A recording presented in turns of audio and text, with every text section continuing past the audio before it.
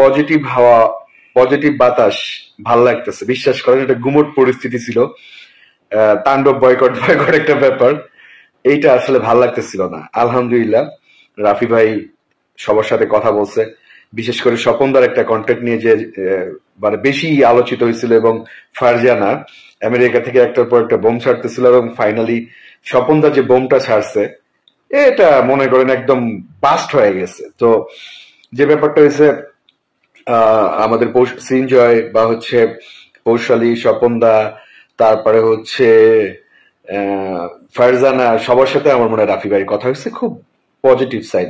শুনেন, মেন্টালি একটু ডিস্টার্ব হবে, কারণ দিন শেষে তো সিনেমাটা রায়হান রাফির, তো তারও একটা ক্যারিয়ারের ব্যাপার আছে কিন্তু, মানে এইটা চিন্তা করে আর দেখছে একটা প্রভাব কিন্তু পড়ছে, মানে সাকিব ইয়ানকে কেউ গোনায় ধরে না, কিন্তু যখন টাইটেল ট্র্যাকটা এত রিস্ক কম হয়েছে তখন কিন্তু সবার হুশ আসছে যে ব্যাপারটা কি।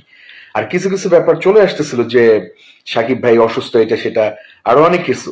তো ঘটনা তো কিছুটা হয়েছে, এখন আপনাদের সাথে একটু ঝেড়ে আসি। সেটা হচ্ছে, মানে আমার একটু রাগ হয়েছে রাফি ভাইয়ের উপরে, বিশ্বাস করেন।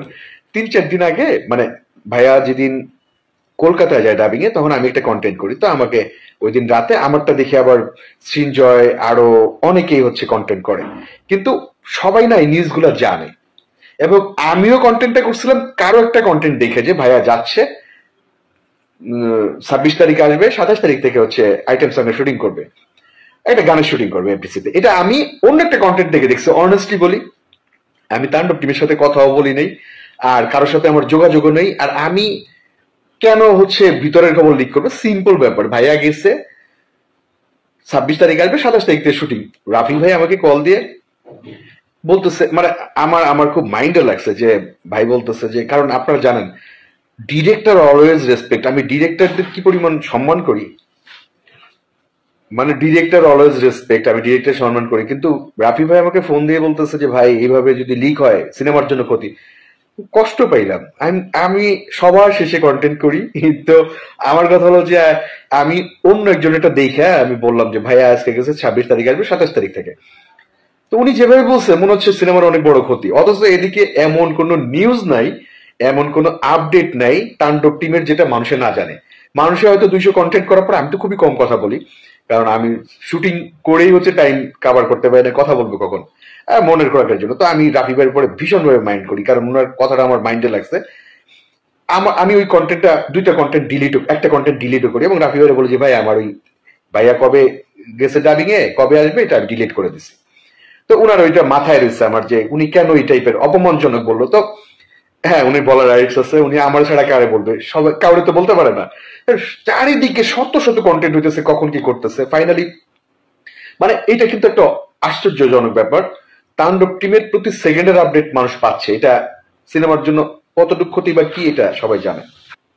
তাণ্ডব টিমের যে আপডেট গুলা পাচ্ছিল এগুলা খুব বাজে অবস্থায় আসতেছিল। আমি জানি না রাফি ভাই, আমি শুনছি যে উনি রাজশাহীতে মোবাইল সব নিজের কাছে রাখছে, মানে 1 বস্তা মোবাইল আছে। ফাইনালি যেটা আমি বলতে চাই, আর রাফি ভাই সবার সাথে কথা বলছে, নিশো ভাই হচ্ছে ক্ষমা চাবে। তো আমার কথা হলো যে এই জিনিসটা তো শুরুতেই হলে হতো। সাকিব খান তো কখনোই বলে নাই নিশো তার সিনেমায় থাকতে পারবে না। উনি বলছে, মানে সাকিব খান সবসময় বলছে উনি ক্ষমা চাবে, কারণ প্রকাশ্য যেহেতু কথাটা বলছে, তার প্রকাশ্যই ক্ষমা চাবে, ব্যাপারটা তো ক্লিয়ার হয়ে যায়, এত জল ঘোলা করা লাগে না। কারণ আমি তো ভীষণভাবে চাই শুধু নিশো ভাই না, সবাই কাজ করুক, মানে এটা সবাই আসলে সিনেমার জন্য ভালো হয়। ফাইনালি শুভ বুদ্ধির উদয় হয়েছে, ক্ষমা চাবে। ক্ষমা চাইলে তো সাকিব খানদের আর বয়কটের কোনো প্রশ্ন নেই। আমি বলবো নিশো ভাই যদি ক্ষমা চায়, আপনারা যেমন ওপেন, আপনাদের একটা দাবি আছে ওপেন কমপ্লেন, মানে ওপেন অপমান করছে, ওপেন ক্ষমা চাবে, হ্যাঁ ওপেন ক্ষমা চাক, হয়তো 3 তারিখে চাইবে। এরপরে ভাই তাণ্ডবের জন্য যান প্রাণ দিয়ে খাটবেন। এবং এই ফাঁকে কিন্তু অনেক বড় একটা প্রচার হয়ে গেল, রায়হান রাফির একটা প্রচার হয়ে গেল, এবং তাণ্ডব আসলে একটা ভালো সিনেমা হয়েছে। আমি ভিতরের খবর জানি তো। আর আমি বরাবরই বলি Raihan Rafi one of the best director বাংলাদেশের, তার কাজ ভালো হবে। আর সাকিব ভাই তো না বুঝে করতেছে না। ফাইনালি যদি নিশো ভাই ক্ষমা চায়, সোনায় সোহাগা, আর না ক্ষমা চাইলে তো আপনারা আবার ব্যবস্থা করবেন। তো নিশো ভাই ক্ষমা চাইলে এই সিনেমাটা আমরা সবাই, আপনারা সবাই, আমি শুরু থেকে আমি বলছি যে তাণ্ডবটা আমার সিনেমা, রাফি ভাইয়ের সিনেমা, সাকিব ভাইয়ের সিনেমা, আমি আপনাদের মতো ওপেন কিছু বলতে পারবো না। তো আমার কথা হলো যে আমি সবসময় সাকিবিয়ানদের ফেভারিট, কারণ সাকিবিয়ানরা সাকিব ভাইয়ের জন্য লড়তেছিল, কারণ সাকিবিয়ানদের তো বাজে কথা বলে নাই, বলছে সাকিব ভাইকে, ওনার হয়ে ওনার ভক্তরা লড়তেছিল। ফাইনালি যেটা হয়েছে আলহামদুলিল্লাহ শুভবুদ্ধির উদয় হয়েছে, কিন্তু এটা এতটুকু জল ঘোলা না হলে হতো। শুরুতেই যদি ঋষভ ভাই খালি বলতো যে বড় ভাই সরি, আর কিচ্ছু লাগতো না। আর সাকিবিয়ানদের একটা দাবি যে ওপেন যেহেতু অপমান করছে ওপেন ক্ষমা চাবে, কোনো সমস্যা নেই, ওপেন ক্ষমাই চাবে। রাফি ভাইয়ের একটা ভিডিও মানে একটা ভয়েস ক্লিপ দেখলাম, খুবই ভালো। এখন উনি সবার সাথে কথা বলছে ফাইনালি। এই জিনিসটা হলে তাণ্ডব কি হবে আমি জানি না। আর এই ফাঁকে প্রচারটা যা হইলো ভাই, মাথা নষ্ট প্রচার। তাণ্ডব ব্লকবাস্টার হতে যাচ্ছে, 100 কোটি প্লাস হতে যাচ্ছে। ভালো থাকবেন, আমার জন্য দোয়া করবেন, ভাইয়ার জন্য দোয়া করবেন, তাণ্ডব টিমের পাশে থাকবেন অ্যাটলিস্ট। রাফি ভাইয়ের ভীষণ মন খারাপ, যারা একটু উল্টাপাল্টা বলছেন উনারে প্লিজ হচ্ছে একটু সমবেদনা দিয়েন, কারণ দিন শেষে কিন্তু উনারই সিনেমা এটা, সাকিব ভাইয়ের সিনেমা, উনার সিনেমা, আলফা এর সিনেমা। তো ওনারা হচ্ছে মানসিকভাবে ডিস্টার্ব, ওনাদের ভুল হয়ে গেছে কি শুরুতেই হচ্ছে নিশো ভাইকে দিয়ে আসলে একটা সেটিং দেওয়া উচিত ছিল যে সরি ভাই আমার একটা কিছু কথাবার্তা প্রথম প্রথম আসছে তো বুঝতে পারে নাই, তো আমার একটা কথা আপনার খারাপ লেগে গেছে বড় ভাই, আপনি প্লিজ ক্ষমা সুন্দর দৃষ্টিতে দেখেন। এইটা হইলে না এত কাহিনী হইতো না, এত জলগোলা হইতো না। আর ওনারা দ্বিতীয় ভুল করছে এই 3-4 দিন চুপ থেকে। ফাইনালি রাফি ভাই সবার সাথে কথা বলছে, সমস্যার সমাধান হবে।